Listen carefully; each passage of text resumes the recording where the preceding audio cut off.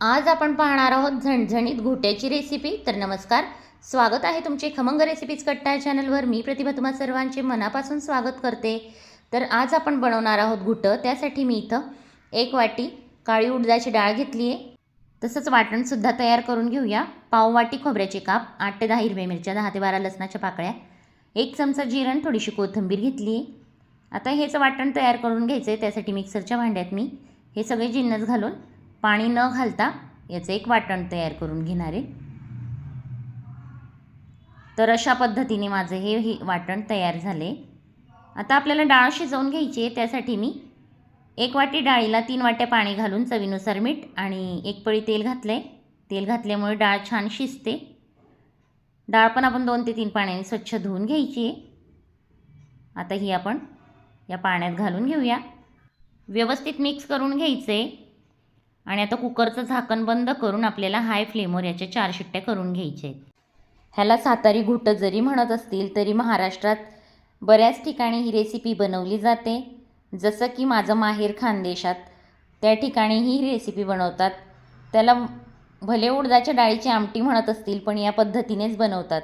आणि मी आता आहे सासरी, या बाजूलाही याच पद्धतीने बनवतात। तर ही डाळ खूप छान लागते या पद्धतीने बनवली तर मस्त आपल्या 4 शिट्ट्या झाल्यात। मी गॅस ऑफ केला आहे। आता आपल्याला कुकर थंड व्हायची वाट बघायची। इथं आपलं वाटण हे तयार आहे। इथं पातेल्यात मी तेल घातलंय 4 पळ्या। वाफ काढून आता कुकर उघडून घेऊया। डाळसुद्धा आपली छान शिजली आहे। आता याच चमच्याने आपण ही डाळ घोटून घ्यायची आहे। तर अशाच पद्धतीचं हे डाळीचं घुटं यालाच म्हणतात। तर तुम्ही इथं बघू शकता डाळ छान स्मॅश करून घ्यायची आहे, म्हणजे घोटून घ्यायची। अशा प्रकारे घोटून घेतल्यानंतर याला छान दाटसरपणा येतो। तर आता इथं मी पातेली ठेवली आहे। पातेल्यात 3 पळ्या तेल घातलं आहे, पाव चमचा मोहरी घातली आहे, अर्धा चमचा जिरं घातलं आहे। छान तडतडलं की आता आपल्याला यात घालायचं आहे 1 चमचा ठेचलेला लसूण। नंतर घालायचं आहे आपल्याला लसूण मिरचीचं हे वाटण। व्यवस्थित आता मिक्स करून घ्यायचं आहे लो फ्लेमवर। छान असं परतून घ्यायचं आहे, म्हणजे याचा खमंग असा सुवास येतो। आता यात घालूया भरपूर कढीपत्ता, चिमूटभर हिंग, पाव चमचा हळद आणि चवीनुसार मीठ। डाळ शिजतानाही मीठ घातलं आहे, त्यामुळे बेतानेच घाला।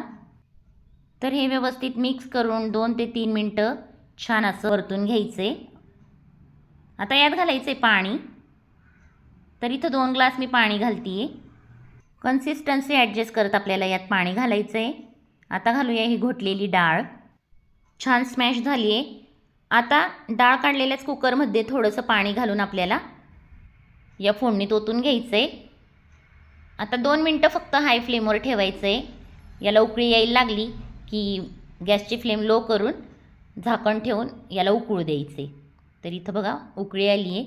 आता झाकण ठेवून गॅसची फ्लेम लो करून 7 ते 8 मिनिट छान उकळी काढून घ्यायची। तुम्ही इथं बघू शकता छान याला उकळी आली आणि आपली डाळ अगदी रेडी आहे। अगदी झणझणीत गावरान बेत तयार होतो। बाजरीची भाकरी, ज्वारीची भाकरी किंवा चपाती, भात कशाबरोबरही खा, अप्रतिम लागते ही डाळ। तर मस्त झणझणीत डाळीचं घुटं आपलं तयार आहे। तर चला मग, व्हिडिओ आवडला असेल तर लाईक करा, शेअर करा। चॅनलवर नवीन असाल तर चॅनलला सबस्क्राईब करायला विसरू नका। पुन्हा भेटूया अशाच नवीन व्हिडिओत नवीन रेसिपी बरोबर। तोपर्यंत बाय।